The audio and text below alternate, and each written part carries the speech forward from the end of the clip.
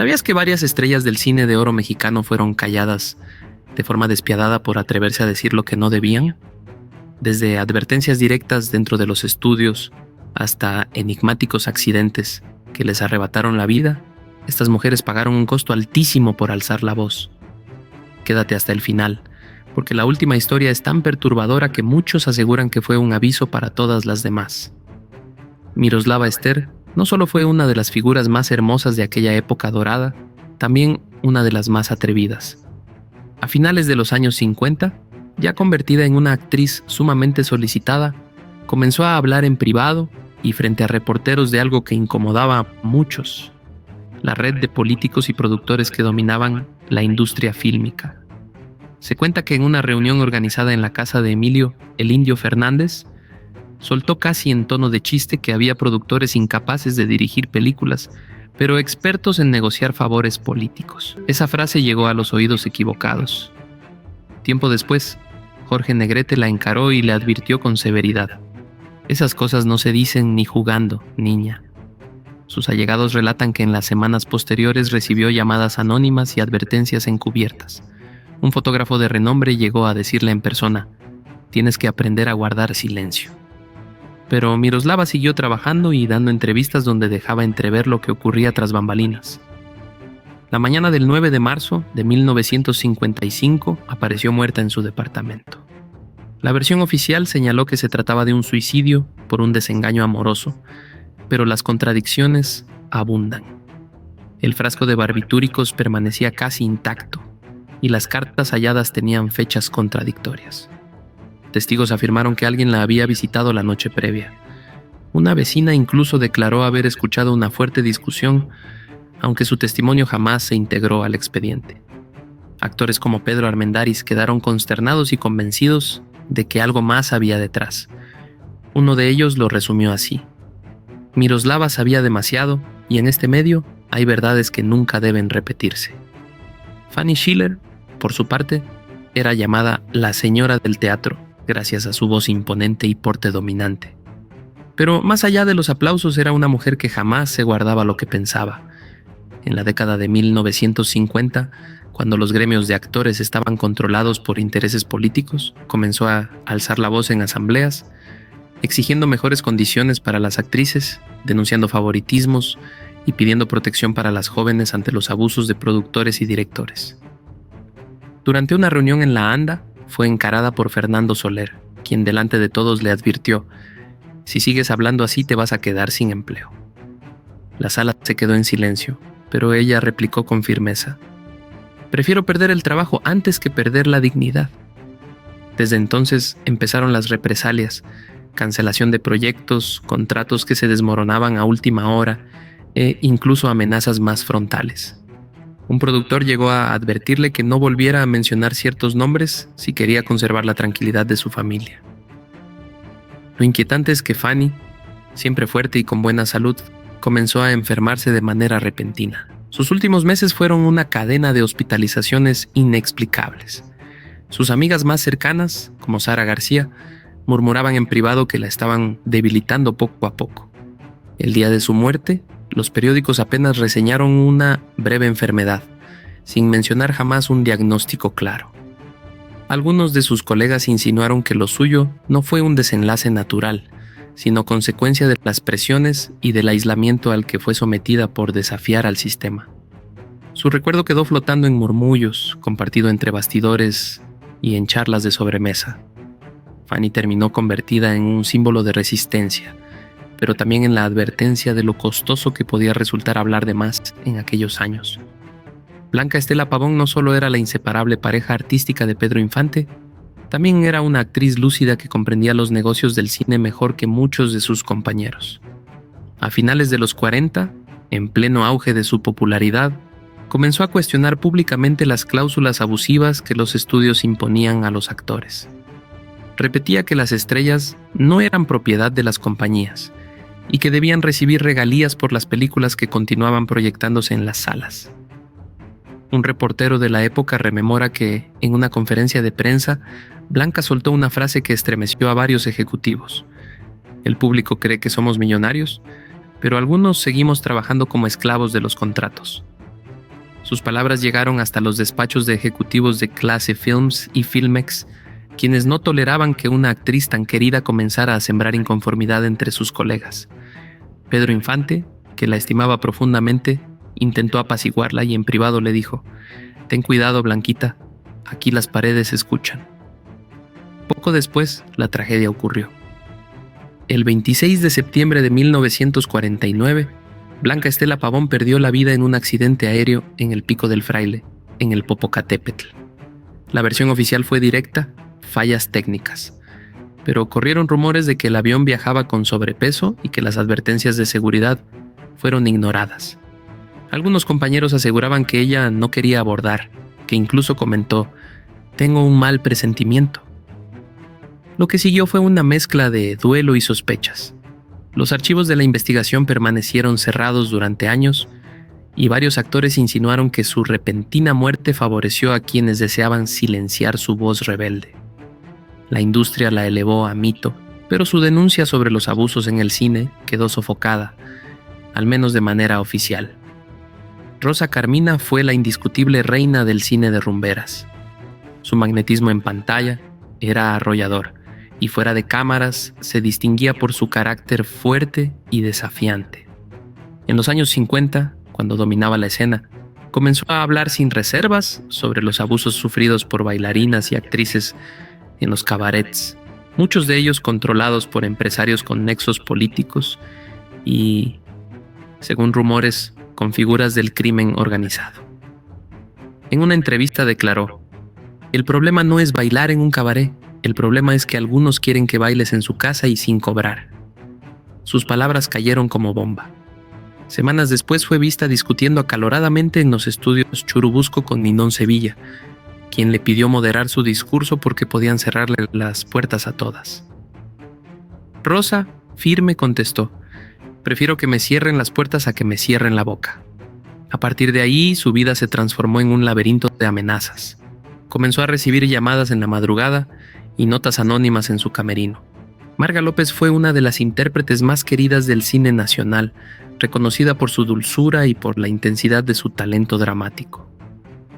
Pero detrás de esa apariencia frágil se ocultaba una mujer con carácter inquebrantable.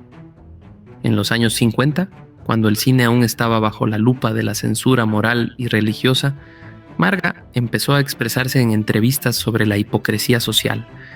Señalaba la injusticia de que a las actrices se les juzgara por romances o separaciones, mientras que a los actores se les aplaudían sus conquistas. En una ocasión fue encarada por Andrés Soler en un rodaje, quien con tono paternalista le advirtió: «Marga, no hables de esas cosas, el público no te lo va a perdonar». Ella no retrocedió. «No me interesa lo que opinen, lo que me importa es que nos traten como seres humanos», contestó, dejando sin palabras al veterano actor. Esa sinceridad comenzó a molestar a los productores más tradicionales, quienes temían que sus comentarios dañaran la imagen de las cintas familiares. En la prensa empezaron a multiplicarse los rumores. Le inventaban romances, tergiversaban sus palabras, todo con la intención de desacreditarla. A una amiga cercana llegó a confesarle que sentía que la estaban crucificando en los periódicos. Por esos mismos años, su vida íntima se volvió tormentosa. Su matrimonio se desmoronó en medio de especulaciones y titulares sensacionalistas. La presión fue tan grande que sufrió crisis nerviosas y debió retirarse temporalmente de la actuación. Aunque regresó con fuerza después, quienes la conocieron de cerca aseguran que aquella etapa la marcó para siempre. La dulzura que transmitía en pantalla empezó a mezclarse con una tristeza que el público podía percibir, como si cada papel fuera un desahogo frente a la doble moral de su tiempo. Y aunque Marga no perdió la vida como otras colegas, muchos decían que esa etapa le arrebató algo distinto: la paz de vivir sin miedo a las habladurías. Magda Guzmán, la actriz de mirada penetrante y voz poderosa, fue mucho más que la eterna villana de la pantalla. En las décadas de 1960 y 1970, cuando ya había conquistado cine y televisión, se atrevió a denunciar los contratos abusivos, las mafias de representantes y cómo unas pocas manos decidían quién ascendía o caía en la industria. En una entrevista que causó revuelo, Magda declaró: «Aquí no todo es brillo, aquí hay lágrimas, amenazas y quienes deciden quién sobrevive de esto y quién no. Después de esas palabras, se dice que fue citada a una reunión privada con directivos de Televisa. Años después, Eric del Castillo contaría que Magda salió de esa junta pálida y enfadada, asegurando que le exigieron retractarse o sería marginada de proyectos importantes. Desde entonces comenzaron a circular historias inquietantes. Su casa fue saqueada en un supuesto robo del que nunca se recuperaron sus pertenencias ni se detuvo a los culpables.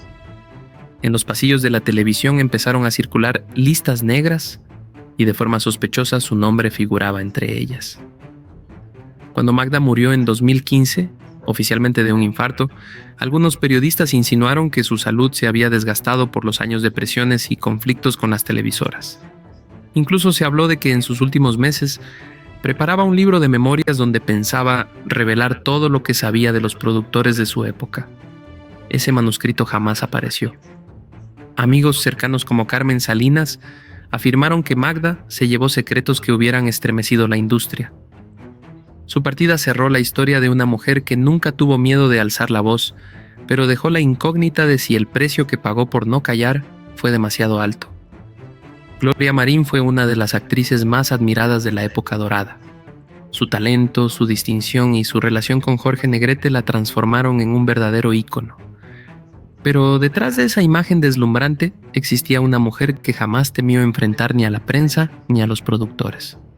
En distintas entrevistas cuestionó la desigualdad con que se trataba a las actrices y la manera en que la industria decidía qué escándalos exhibir y cuáles esconder para proteger a ciertos actores.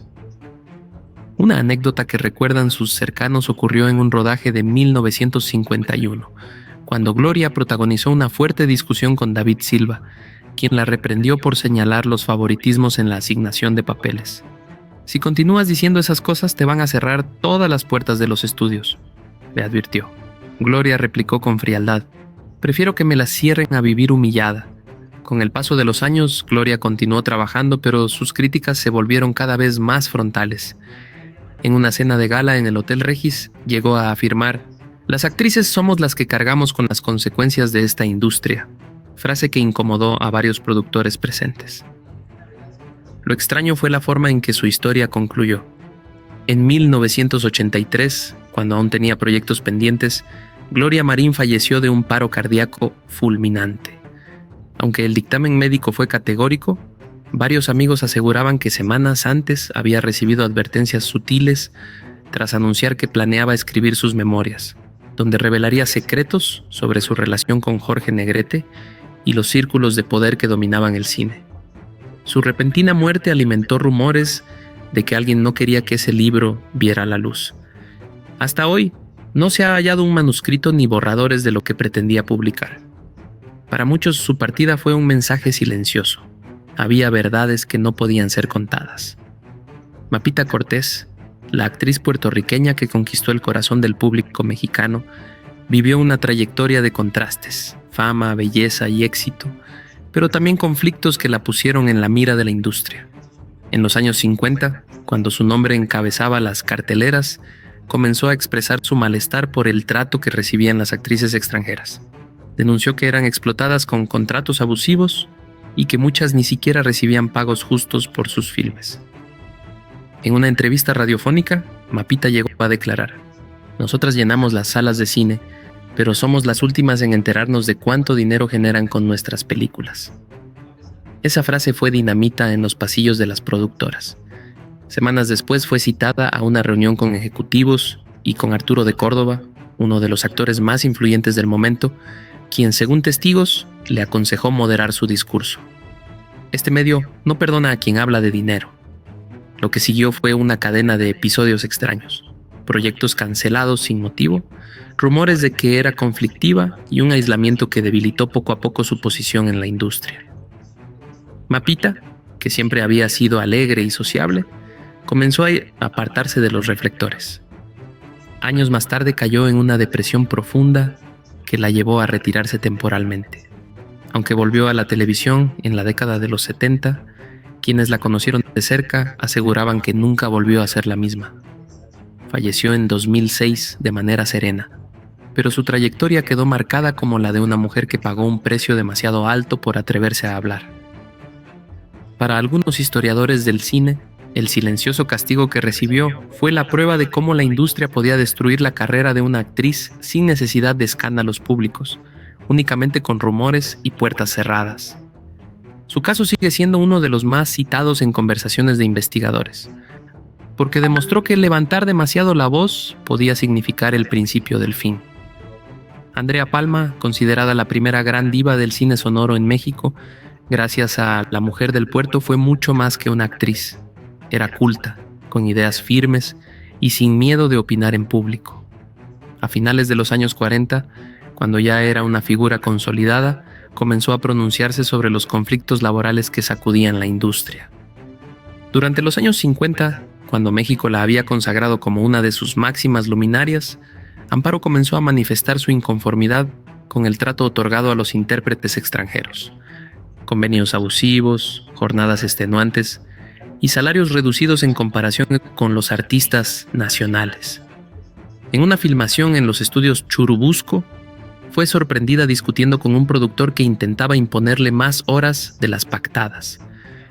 Testigos afirman que Ignacio López Tarso, presente en el set, trató de mediar y le advirtió: «No te metas en líos, Amparo, te lo harán pagar caro». Las represalias se hicieron sentir de inmediato. Varios de sus proyectos fueron cancelados y los periódicos comenzaron a propagar chismes que la describían como conflictiva y caprichosa. Ese hostigamiento mediático afectó profundamente su estabilidad emocional. Fue entonces cuando Amparo decidió regresar a España, donde retomó su trayectoria, aunque su etapa mexicana quedó marcada por la sensación de haber sido sancionada por levantar la voz. Aunque Amparo Ribeles falleció en 2013 por causas naturales, diversos especialistas del cine sostienen que su salida de México estuvo ligada a su enfrentamiento con un sistema que no toleraba críticas.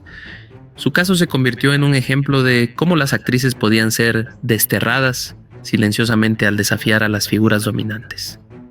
Hoy en día su paso por el cine nacional es recordado con respeto, pero su experiencia sigue citándose como muestra de la presión que sufrían quienes se atrevían a romper el silencio.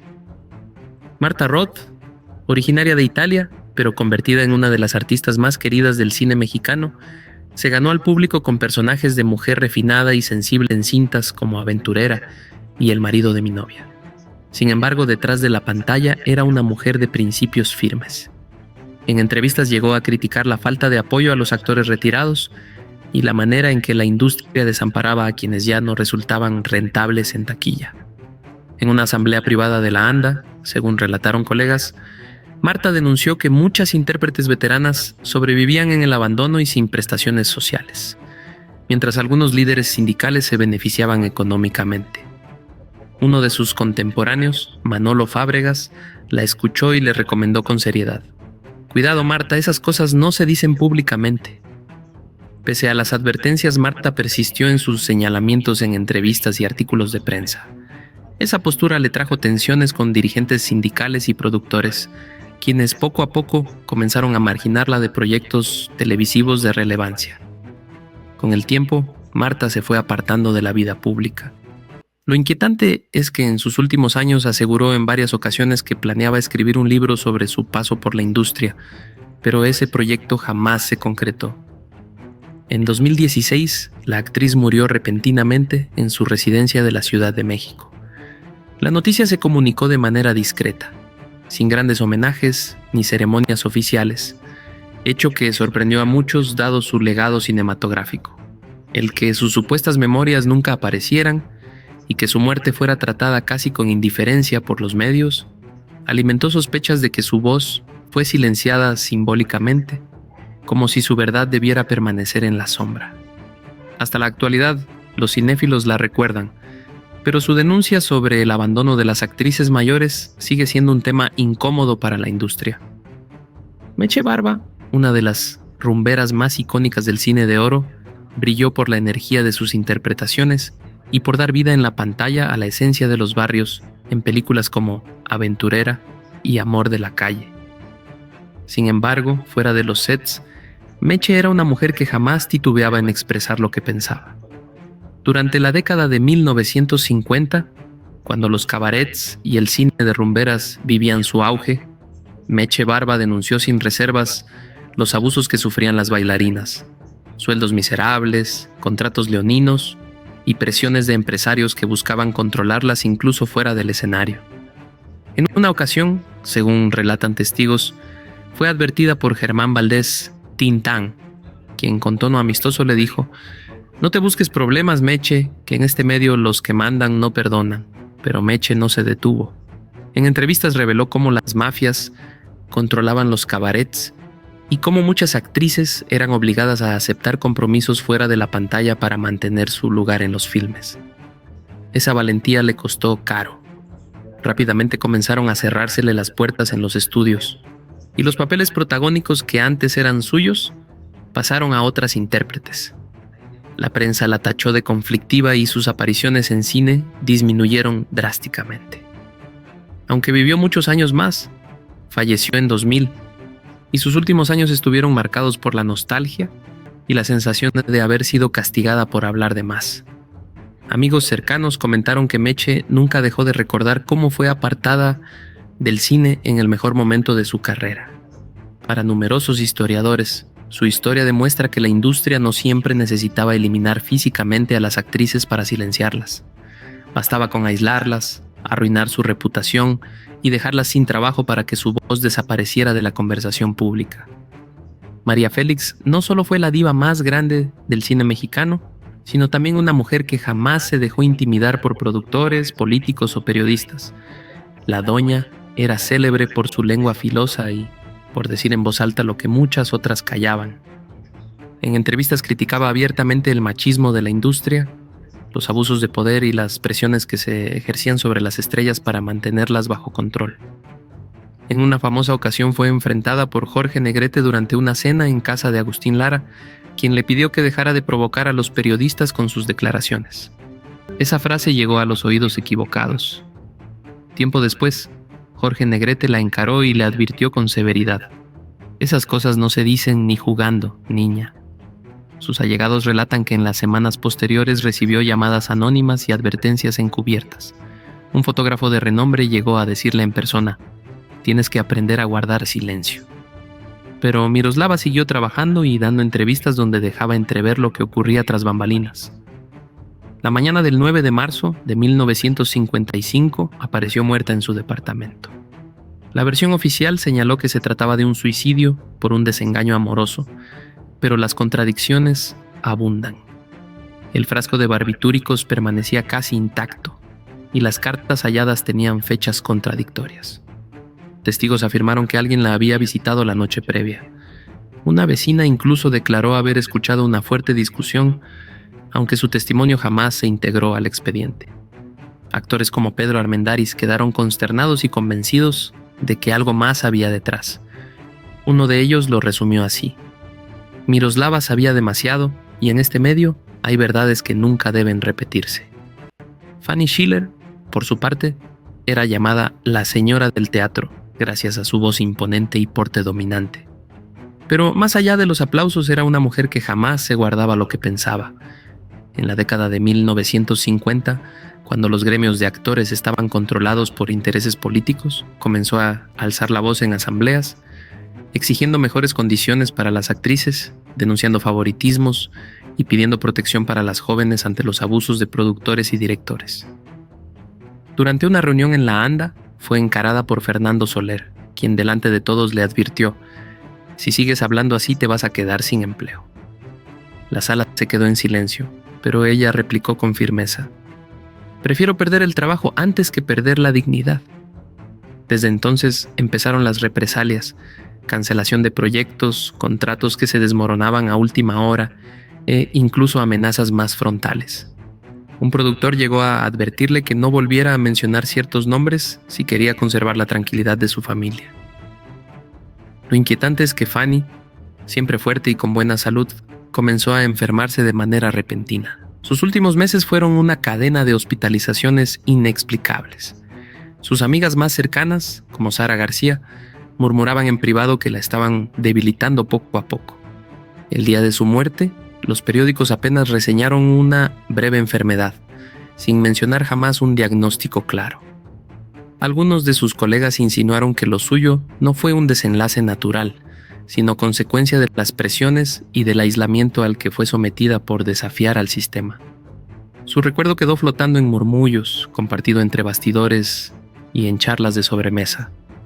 Fanny terminó convertida en un símbolo de resistencia, pero también en la advertencia de lo costoso que podía resultar hablar de más en aquellos años. Blanca Estela Pavón no solo era la inseparable pareja artística de Pedro Infante, también era una actriz lúcida que comprendía los negocios del cine mejor que muchos de sus compañeros. A finales de los 40, en pleno auge de su popularidad, comenzó a cuestionar públicamente las cláusulas abusivas que los estudios imponían a los actores. Repetía que las estrellas no eran propiedad de las compañías y que debían recibir regalías por las películas que continuaban proyectándose en las salas. Un reportero de la época rememora que, en una conferencia de prensa, Blanca soltó una frase que estremeció a varios ejecutivos.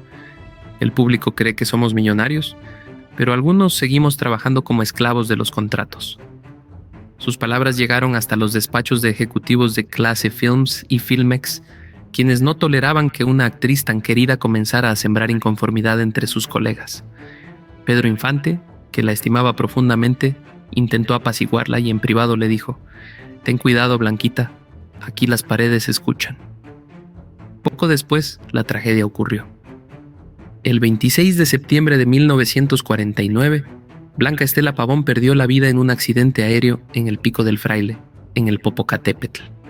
La versión oficial fue directa: fallas técnicas. Pero corrieron rumores de que el avión viajaba con sobrepeso y que las advertencias de seguridad fueron ignoradas. Algunos compañeros aseguraban que ella no quería abordar, que incluso comentó: «Tengo un mal presentimiento». Lo que siguió fue una mezcla de duelo y sospechas. Los archivos de la investigación permanecieron cerrados durante años y varios actores insinuaron que su repentina muerte favoreció a quienes deseaban silenciar su voz rebelde.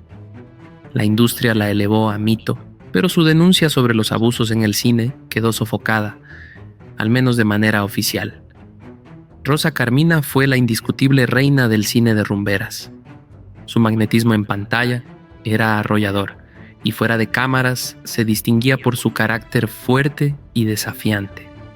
En los años 50, cuando dominaba la escena, comenzó a hablar sin reservas sobre los abusos sufridos por bailarinas y actrices en los cabarets, muchos de ellos controlados por empresarios con nexos políticos y, según rumores, con figuras del crimen organizado.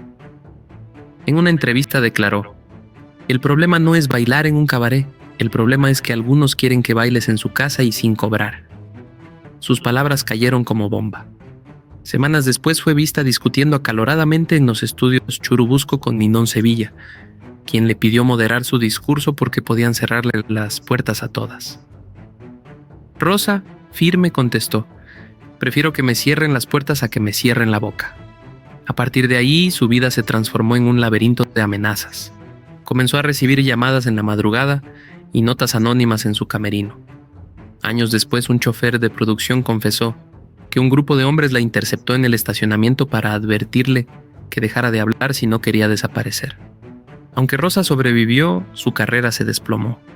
Pasó de ser la favorita de los productores a ser considerada problemática y los papeles comenzaron a escasear. En privado, confesaba que temía por su vida y había dejado de salir sola. Su caso se convirtió en una advertencia viviente para otras actrices. Levantar demasiado la voz podía costar no solo la carrera, sino algo mucho más grave. Y aunque Rosa Carmina vivió muchos años después, la época en la que se atrevió a denunciar dejó huellas que nunca cicatrizaron. Marga López fue una de las intérpretes más queridas del cine nacional, reconocida por su dulzura y por la intensidad de su talento dramático. Pero detrás de esa apariencia frágil, se ocultaba una mujer con carácter inquebrantable. En los años 50, cuando el cine aún estaba bajo la lupa de la censura moral y religiosa, Marga empezó a expresarse en entrevistas sobre la hipocresía social. Señalaba la injusticia de que a las actrices se les juzgara por romances o separaciones, mientras que a los actores se les aplaudían sus conquistas. En una ocasión fue encarada por Andrés Soler en un rodaje, quien con tono paternalista le advirtió: «Marga, no hables de esas cosas, el público no te lo va a perdonar». Ella no retrocedió. No me interesa lo que opinen. Lo que me importa es que nos traten como seres humanos, contestó, dejando sin palabras al veterano actor. Esa sinceridad comenzó a molestar a los productores más tradicionales, quienes temían que sus comentarios dañaran la imagen de las cintas familiares. En la prensa empezaron a multiplicarse los rumores. Le inventaban romances, tergiversaban sus palabras, todo con la intención de desacreditarla. A una amiga cercana llegó a confesarle que sentía que la estaban crucificando en los periódicos. Por esos mismos años, su vida íntima se volvió tormentosa. Su matrimonio se desmoronó en medio de especulaciones y titulares sensacionalistas. La presión fue tan grande que sufrió crisis nerviosas y debió retirarse.